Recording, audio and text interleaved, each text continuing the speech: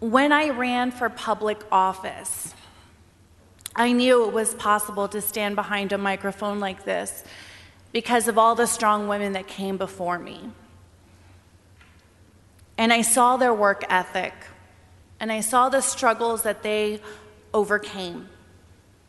Today, I have the privilege of working with people who I have the utmost respect for. And I'm proud to stand here by people who have courage, like Representative Mary Gonzalez, who's not afraid to share her testimony. And also Representative Victoria Nieve, who isn't afraid to talk about her promesa that she made.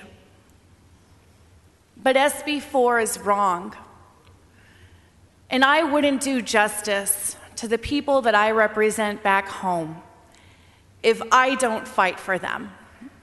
Now, I know our districts are very, very different, and we represent all walks of life. But the truth is, we are all immigrants. The people that I represent and those that have elected me have always wanted a fighter, because you see, House District 116 lives by only one mantra that we all know is true. It is better to die on your feet than to live on your knees. I represent the former bull of the Brazos.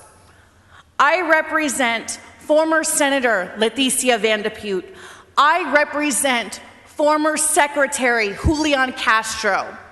I represent former Secretary Henry Cisneros. I represent former Senator Joe Bernal. I represent the Honorable Mary Esther Bernal. I represent the Honorable Mary Alice Cisneros and former Mayor Ed Garza. And the list can continue with activists, name after name after name. When I go home, young women ask me, how do I get involved in public service and what can I do? And what are you doing to fight for me? When I go back to my alma mater, an all-girl high school Incarnate Word, or even when I go to the Young Women's Leadership Academy in my district,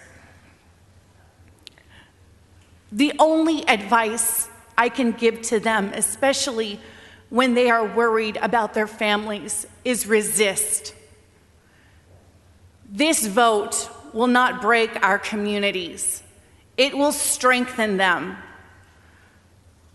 And I hope that the ripples of faith and hope that these members up here have shown, especially in the past few hours, especially in this fight,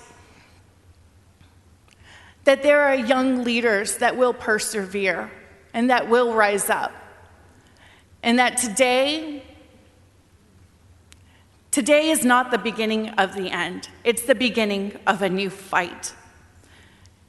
And for those who may not know where to stand on this issue, understand one thing. When you vote for SB 4, you are hurting families like mine. You are tearing them apart. Your political party wants to build a wall between my family, and I will not yield, and I will not submit. We will continue to fight